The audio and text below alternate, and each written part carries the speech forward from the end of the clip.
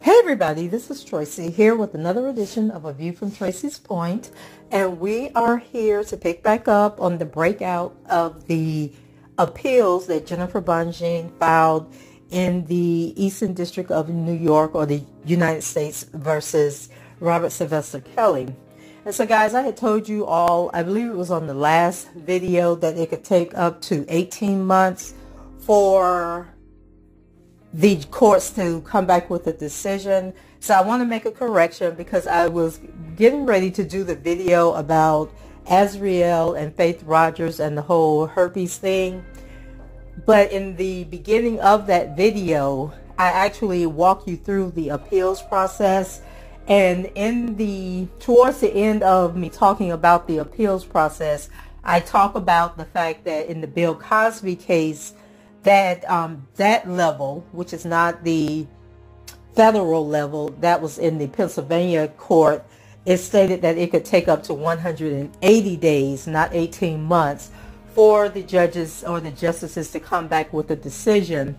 However, at the federal level, there was no information about the time frame. So I think when I said the 18 months, I was actually thinking about the 180 days that was in the Bill Cosby case. So I do apologize for any confusion that I caused on that.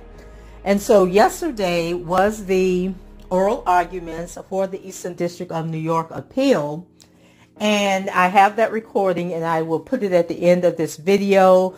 But what I found interesting is that I started doing these breakout videos the other day from the full video where I was reading the appeal. And it turns out that 3 of those 5 videos that I've already posted over the weekend were actually the topics that were discussed in the appeal yesterday.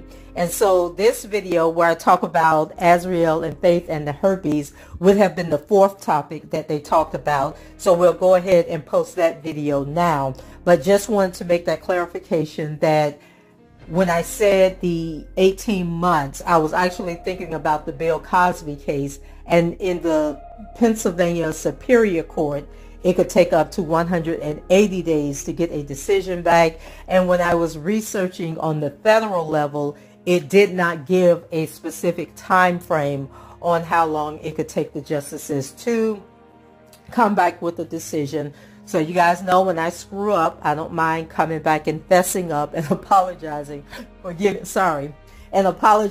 giving you misinformation. So let's go ahead. The first part of this video will be me talking about the appeals process, and then following that, we will have the clip about Azriel and Faith Rogers and the whole herpes portion of the case. And the reason this is important is because not every state in the United States has laws about transmitting diseases, sexually transmitted diseases. So what the government did was they found 2 states in which Mr. Kelly had actually been with these alleged victims in the case, and then they used the healthcare laws to say that he had committed a crime in transmitting the disease to them. But what came out in the arguments, and what it didn't come out in the arguments, but I wish that Jennifer Bonjean had put emphasis on in the argument, was the fact that, number one, Azriel never proved that she was diagnosed with herpes. What they based it on was the fact that somebody said that they used to go and get the herpes medication for Azriel, but there was no, that I can recall, there was no proof or doctor's information that she had ever gone to a doctor and that she actually was prescribed this medication and was taking the medication. And then the part about Faith is, I believe it was revealed that Faith didn't have genital herpes. What she did was she went to the doctor and she had a cold sore. And so all of these diagnoses happened long after or in the middle of these relationships. So they can't prove when the transmission took place, whether or not either one of them already had the virus before they met Mr. Kelly. And so it's just a lot of, it could have been like a previous partner that transmitted these diseases. And then the last thing was, in both California and New York, I believe that the the version of the law that the government used was outdated and that there were newer versions of it that they did not introduce into trial. So let's go ahead and jump into this. First, we'll get the procedure for the appeals, and then we will talk about Azriel and Faith and the whole STD scandal. So defendant was convicted of violating the Mann Act in connection with his sexual contact with Azriel. So we know that Jane in the Eastern District of New York was Azriel Clary. So during 2 separate trips to California in 2015, in its superseding indictment, the government charged that defendant violated the Mann Act pursuant to Title 18 United States Code Section 2421A when he arranged travel for Azriel to California first in around April or May of 2015 and again in September, October 2015.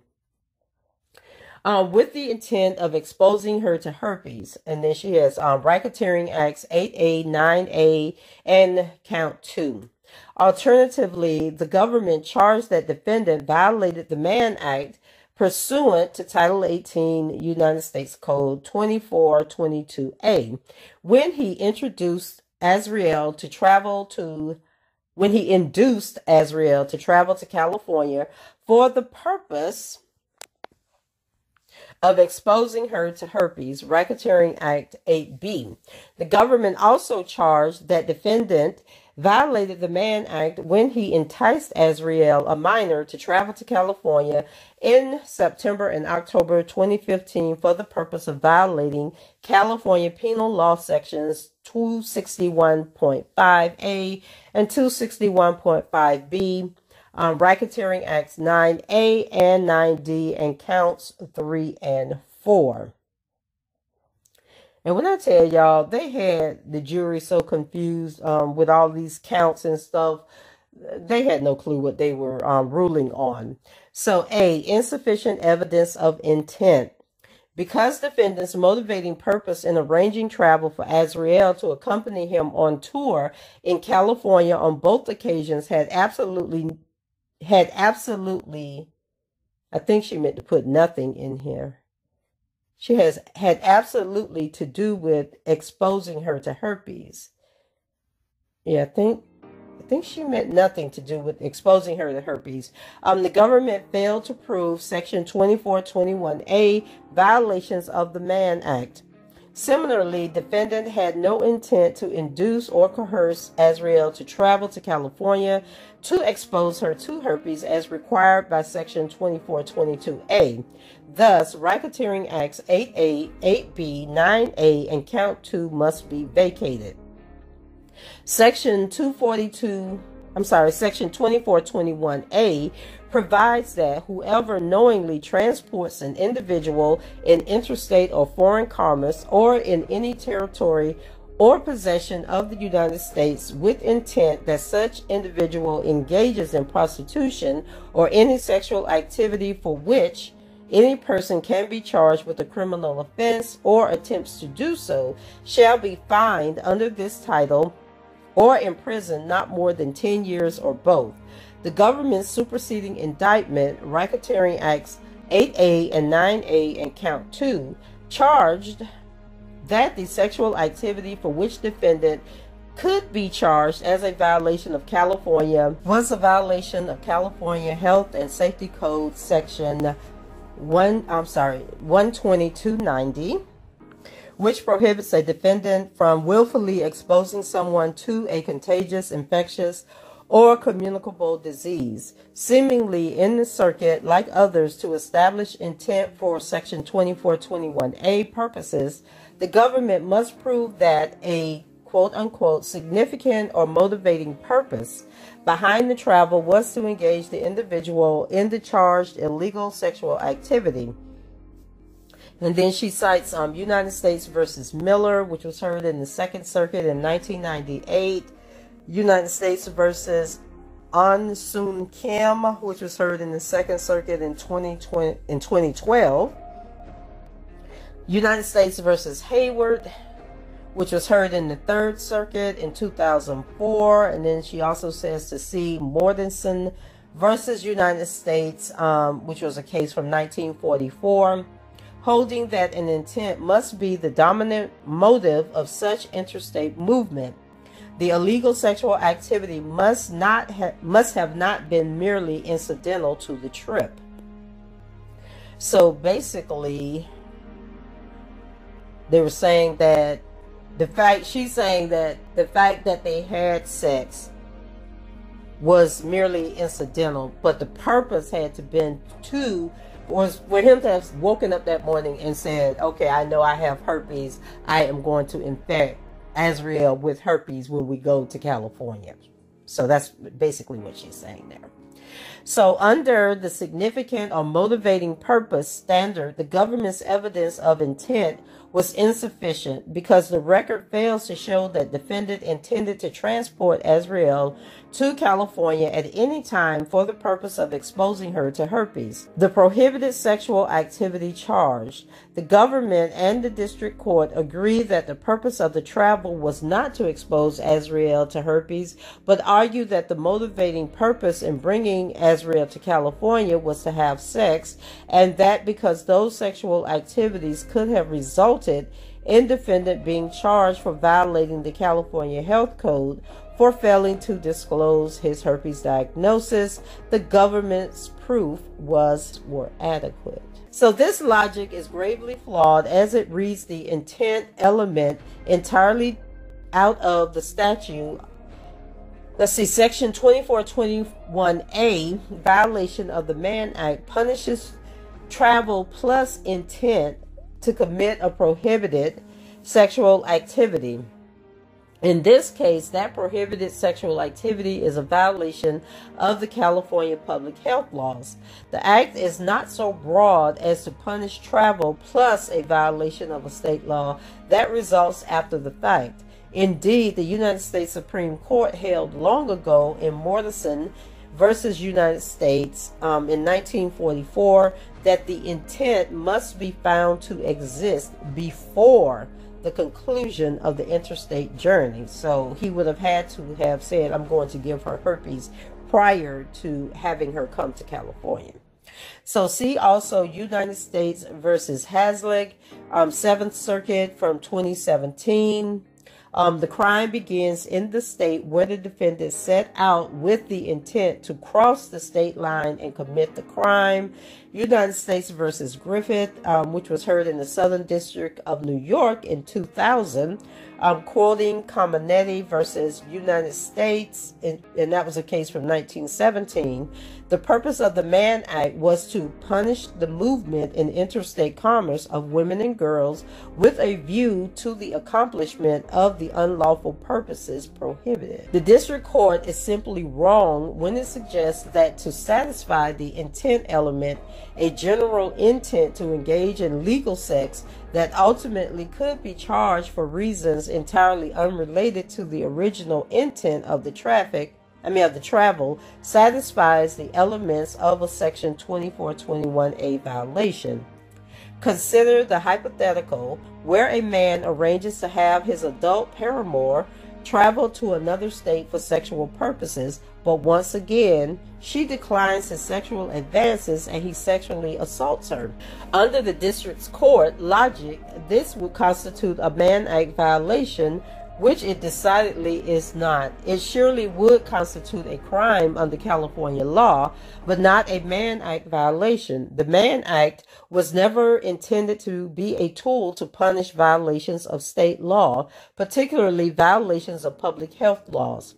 The United States Supreme Court has warned courts to refrain from attributing to Congress an exercise of power to displace states in their traditional role of enforcing state criminal laws. And that was United States versus Lopez, a case that was heard in 1995. With that established, the government simply did not prove that when defendant arranged for Azriel to travel to California in either April 2015 or September 2015, he did so with the motivating purpose to expose her to herpes in violation of California Health Code.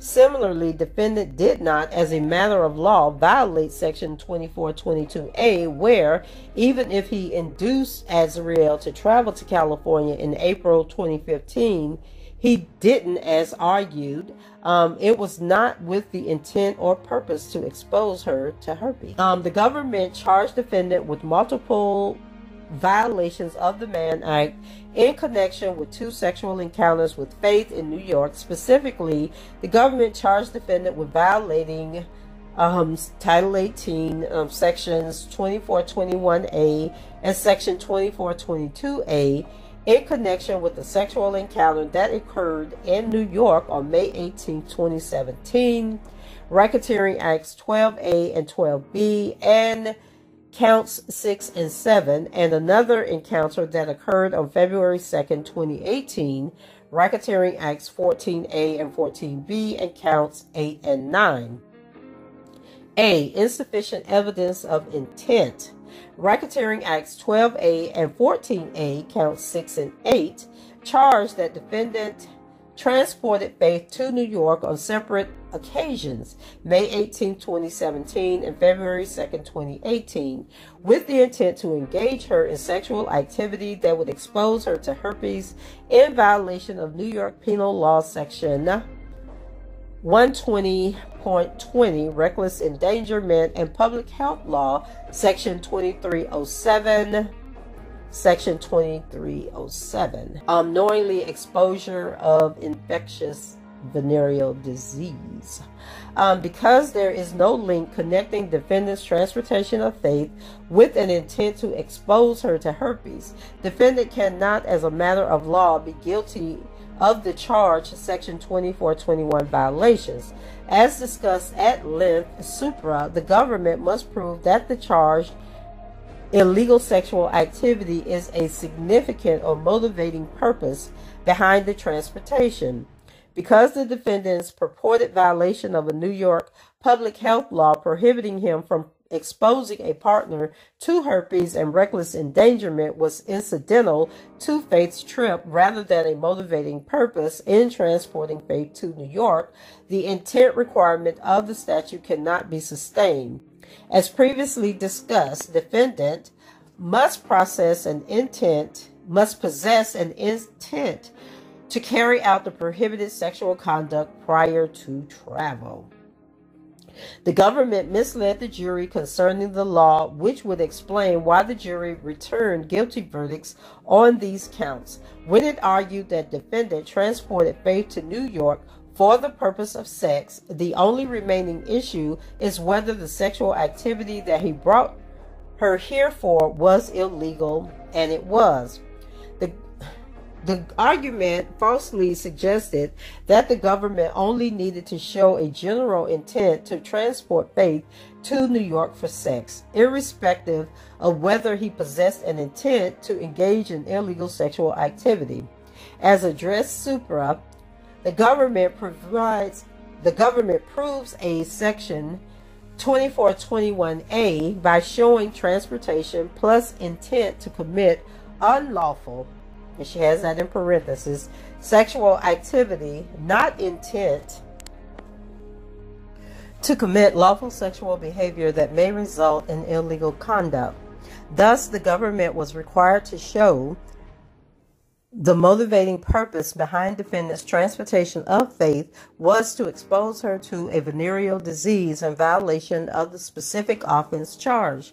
The same is true in connection with Section 2422A offense, where even if the government showed that defendant persuaded, induced, enticed, or coerced Faith to travel to New York, his motivating purpose in doing so was not an intent to expose her to herpes. And so she's repeating a lot of what she said about Azriel in regards to the sexually transmitted disease charges. So B, insufficient evidence of coercion or enticement. Racketeering Acts 12B, count 7, and 14B, count 9, similarly charged that defendant did knowingly and intentionally persuade, induce, entice, coerce, and coerce Faith to travel in interstate commerce to engage in sexual activity that would expose her, I think she left out another word here, should be expose her to herpes in violation of NYPL, New York Penal Law, Section 120.20, and New York Public Health Law, Section 2307. The government failed to prove that defendant took any action to induce, persuade, entice, or coerce Faith into traveling to New York or on May 18, 2017, and again on February 2nd, 2018. Defendant's mere status as a famous recording artist cannot satisfy the government burden to prove enticement or coercion. Rather, the undisputed evidence shows only that defendant invited an adult woman to meet him in New York, and she accepted.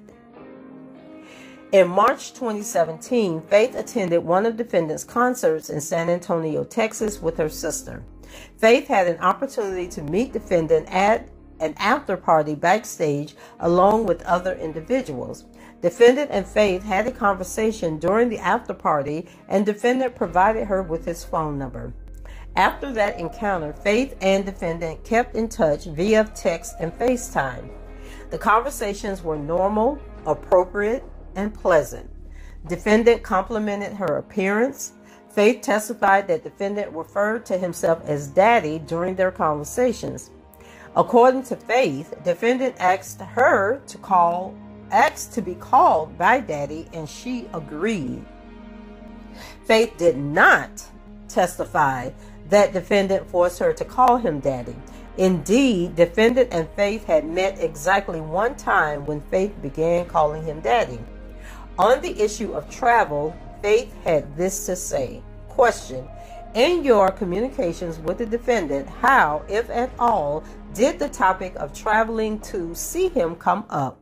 Answer: he had informed me that he was on tour right now, or at the time. He was on tour, so he was just saying his schedule was kind of crazy, but whenever I wanted to come see him, I could. And he just said that he could arrange the days or just let him know when I wanted to come hang out, but that it would be fun. I would get to see, how it is, how he is on tour, things like that.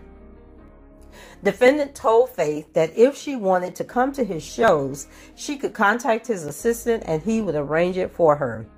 Faith then contacted defendant's assistant, who made travel arrangements for her. Originally, Faith was going to travel to Chicago, but ultimately traveled to New York for one of defendant's performances. According to Faith, defendant informed her that he was having a show in New York and that he would like for her to come hang out. It was going to be fun, so I said yes. Defendant's assistant arranged her travel, and Faith traveled to New York to attend defendant's performance and hang out.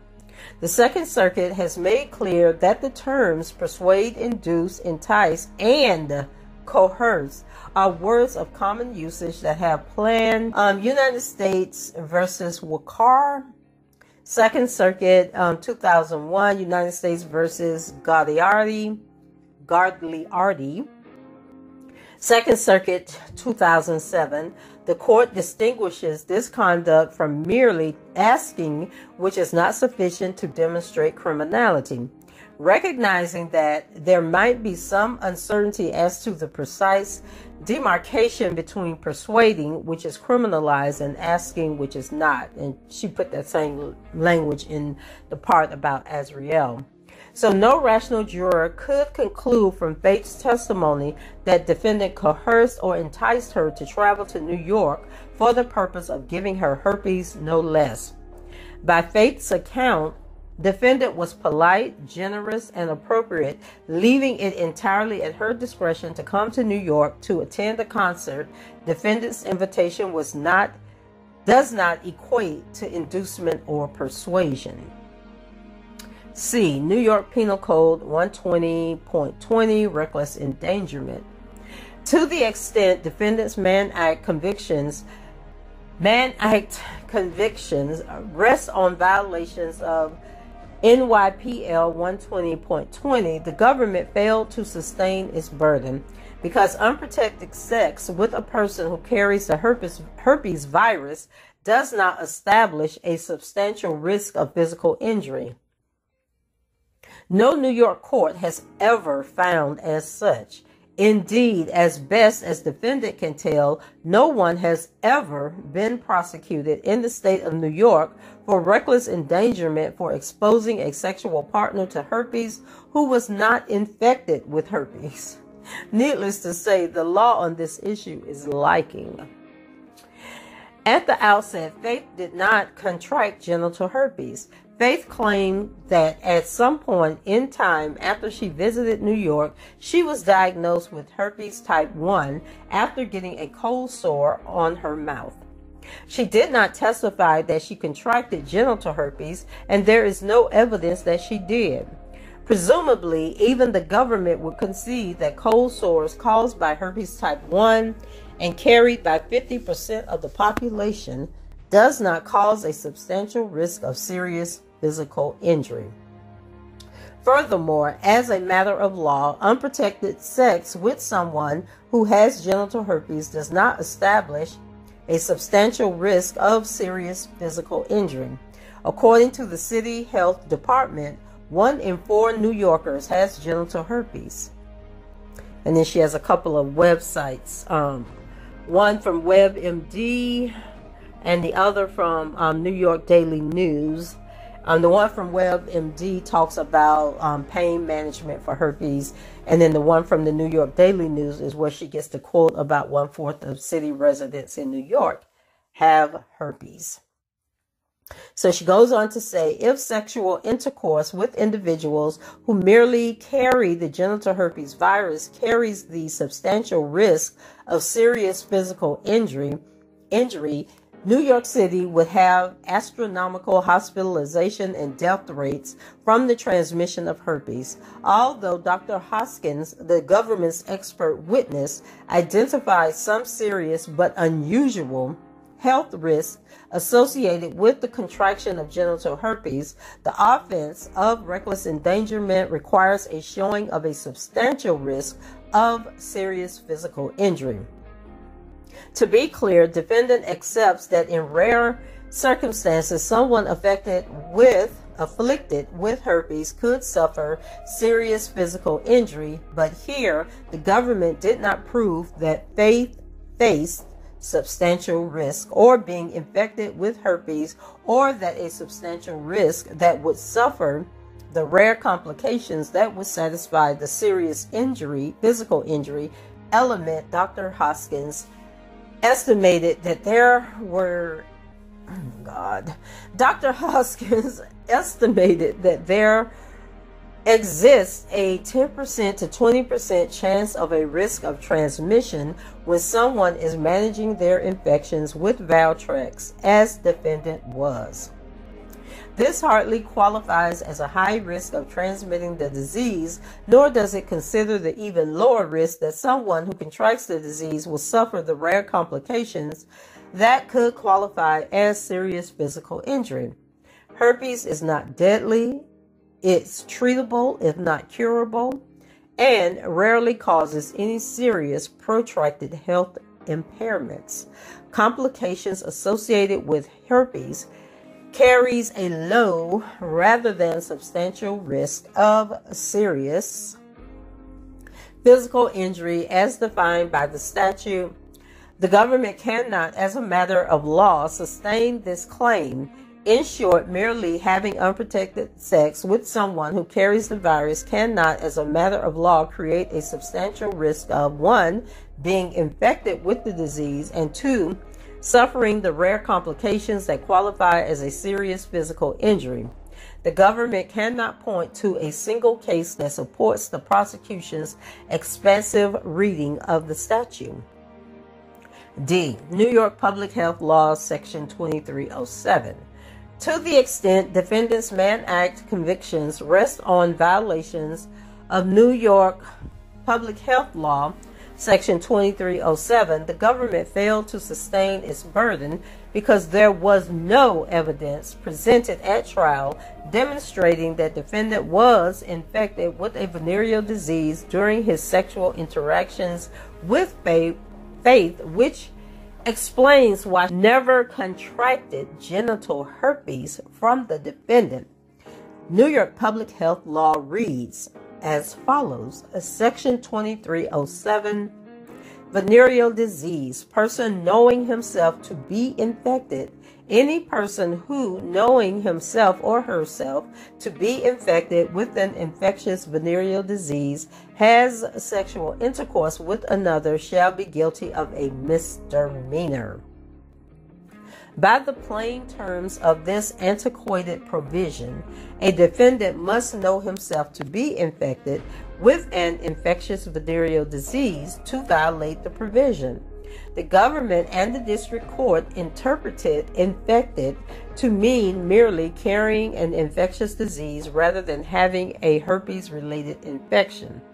The statute is silent as to the definition of infected. The word infected in the statute must be interpreted to mean active infection to avoid constitutional concerns. It is axiomated that most courts, state and federal, would generally interpret statutes so as to avoid constitutional difficulties. Expressions Hair Design versus Schneiderman, which was heard in the Second Circuit in 2015.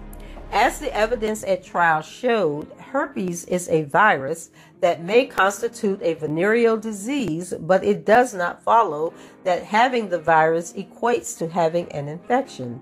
That said, an active outbreak of herpes where someone experiences blistering and open sores that will give them notice that they are contagious would qualify as an infection.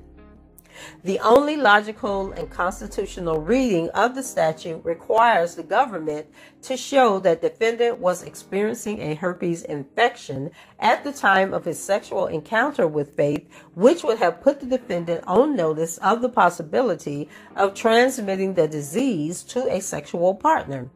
If this is not the case, then New Yorkers are violating this public health law every minute of every day without any consequences. So the government presented no evidence that defendant was experiencing a herpes-related infection during his sexual encounters with Faith, and Faith admitted that she did not contract genital herpes from the defendant. Accordingly, the government failed to prove a violation of Section 2307 of the New York Public Health Law. I think that's what the PHL stood for. Yeah. So because New York Public Health Law Section 2307 is unconstitutionally vague, defendants' Mann Act convictions predicated on that law must be vacated.